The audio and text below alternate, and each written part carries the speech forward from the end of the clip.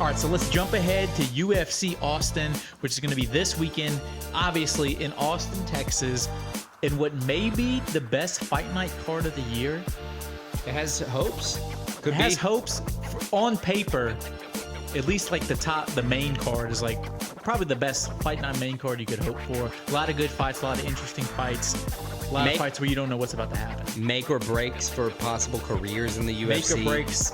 A lot of guys looking, can they make that next step? Can they stay at the top level? You're going to stay a contender, or are you rising it to get a shot for the belt? What are you doing?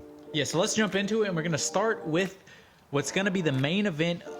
It's going to be Beneil Dariush coming in winner out of his 8 out of his last 9, although he is coming off of a tough loss. First round loss, TKO, Charles Oliveira, a loss in which Beneil Dariush says he wasn't in there. That was a different version of himself, which, of course, a lot of people say once they lose like that. Right. He's taking on a guy who's won most of his last fights. Winner of 7 out of his last 8. Arman Tsarukyan. The guy, he's won 2 in a row, though. How do you think this fight's going? This is challenging. Dariush comes in, 1 loss since 2018, like you said, only losing to DeBronx. Tsarukyan has massive power, but he can also wrestle. He can submit you when he needs to. He's also durable. This is a hard one. I think you have Dariush kind of gatekeeping the top 5. I think we were talking before. Michael Chandler's obviously the 5th ranked in the lightweight division, but he's just kind of set to the side, waiting for his Dariush matchup. is one of those guys. Did he hit his peak yet? Is the question. Was his peak like getting to the top 5, and he can't hang with the top level like we saw against DuBronx, or is he a guy that's going to stay there and keep competing with the top 5? I'm also very interested to see how Tsarukyan, for instance, competes in the top 5 of the lightweight, because we've been talking heavily over the past couple months that, you know, the lightweight division is super stacked. It's filled with young talent. This is probably the first fight of all of the talented, very talented lightweights that are getting their shot at the top 5. He's one of the guys that a lot of people talk about, him being only 27 and getting to this spot. So exactly as you said, is he ready for this? Is he going to be a legitimate lightweight top 5 fighter, which we all say lightweight's probably the deepest division? Biggest question for me. Can he make that jump? And to make that jump for this specific contest, I think his wrestling defense needs to be top notch. Yeah, because Dariush, he can stand with you in the feet, but he's going to be looking to not be hit by that power, I believe. His main advantage in a lot of these fights is his ground game. He's able to take guys down. He's able to control them. Can Tsarukyan combat that? I think he can. I think he can as well. I'm taking Tsarukyan in this fight. I think he rises up to the level of the top 5. I think agree. he gets an impressive win, a win that puts him probably not in title consideration yet.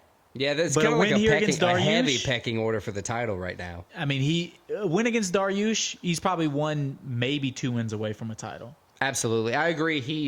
I believe he's going to win. I think the odds are kind of a slap in the face for Beneil Dariush at plus 225. Yeah, I was surprised. I thought this is more like a minus 140. Yeah, like a toss-up. Tsarukyan. Yeah, but either way, we hopefully get what we want here with an Arman win.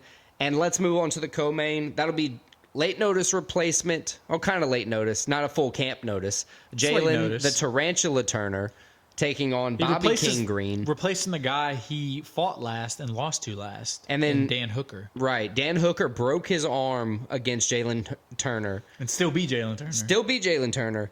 And then just re-broke it like last week and a half ago.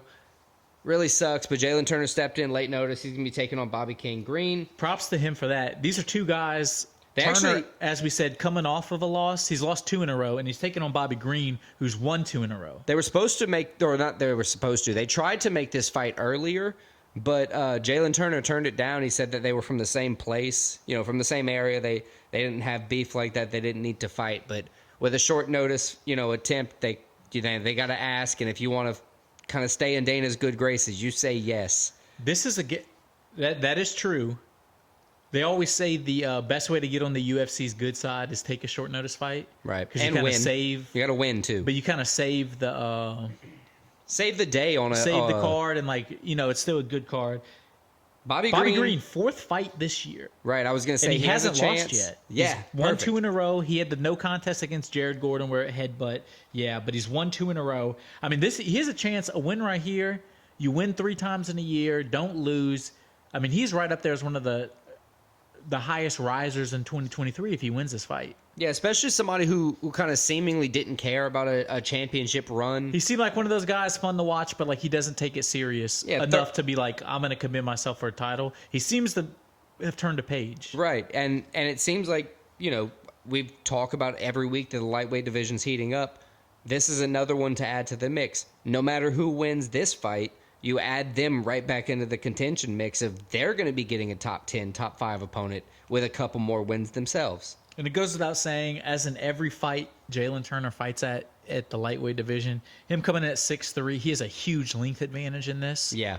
I think that's kind of the key to his victory. Bobby Green usually uses his length to kind of strike from wherever he wants. I think Jalin Turner, with that and the ability to, just kind of throw you to the ground, wrestle you when you want to, with that length advantage, I think Jalin Turner is going to win. I agree too. You don't always think of the tall, lean guys, a guy with his build as a guy that has pretty good ground game, but Jalin Turner's deadly on the ground. Right. He can choke you out. So let's move on to the next fight. This is another fight maybe the fight I'm looking forward to the most. Rob Font taking on Deiveson Figueiredo. Figueiredo moving up to 135 after 4 straight title fights with Brandon Moreno. I'm so happy that that's over. I'm so happy for both. I know Brandon's fought since then, but and lost. He fought and lost the belt. He can at least now kind of stand on his own and regain some name by just fighting his own fights. But yeah, Figueiredo, I'm so glad he's not fighting Moreno. New division. Can he move up and be as deadly and as elite as he was at 125? He's taking on Rob Font, who is a big 135, so it's going to be interesting. A guy moving up, taking on one of the bigger 135s. Rob Font has a long reach. He's lost 3 out of his last 4, but those 3 losses are decision losses to Sandhagen, Chito Vera, Jose Aldo, and his win is an impressive win against Adrian Yanez. I think Rob Font is going to be too big for Figueiredo. I don't think Figueiredo's power is going to be able to hurt Rob Font. I got Rob Font winning this fight. Brother, I think on that one, you kind of gave me your swan song, and then I was reading my notes while you were talking. I wrote down that Rob Font is a versatile striker who has a very great output with his volume of strikes, and he's a durable fighter.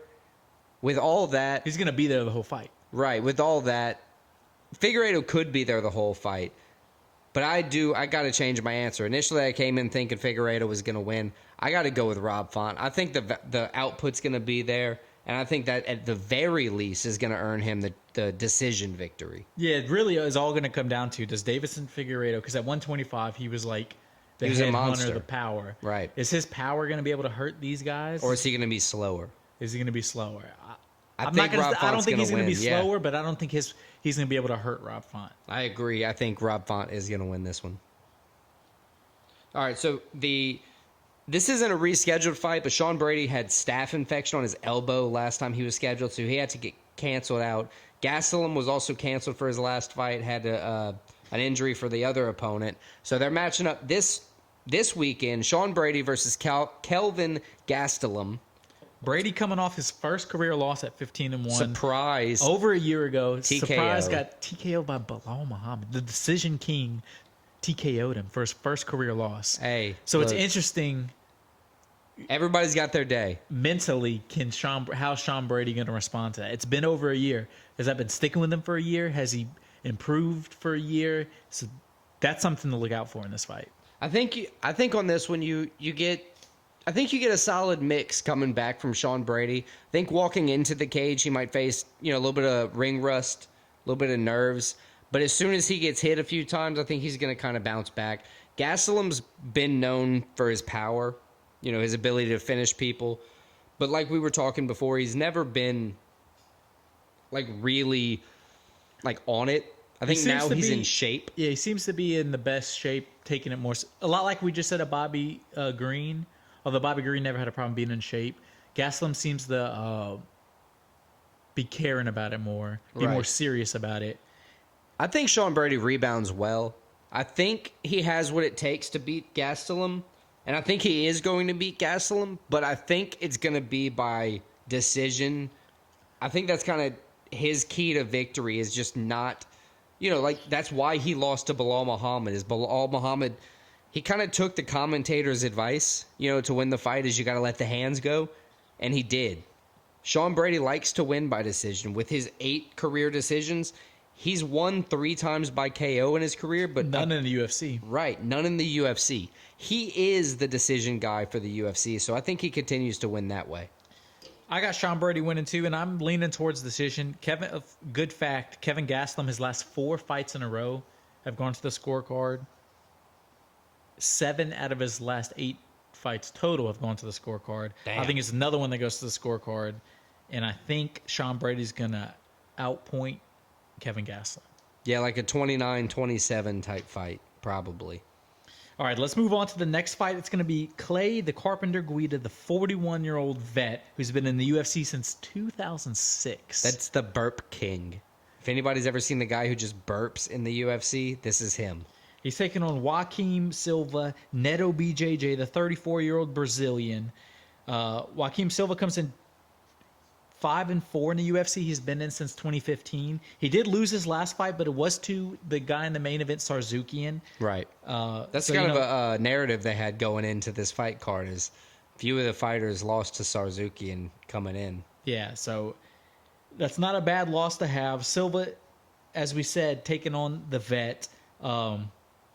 Both guys have a lot of experience in the UFC. It just depends. Are you going with a guy who's been in the UFC for damn near 20 years or the guy that's been in the UFC for damn near 10 years? Yeah, this one's interesting. Clay Guida, he's very often the aggressor in his fights. I think that's kind of like his method to victory. He comes at you with this crazy unorthodox style that, gives him an advantage if you think you're just going in there to do a stand-up fight or if you think you're just going in there with a traditional game plan. He comes at you with all kind of crazy stuff. He'll throw some wild kicks, wild punches, try to take you down from weird positions. I think Silva in this one is going to be a little bit more poised.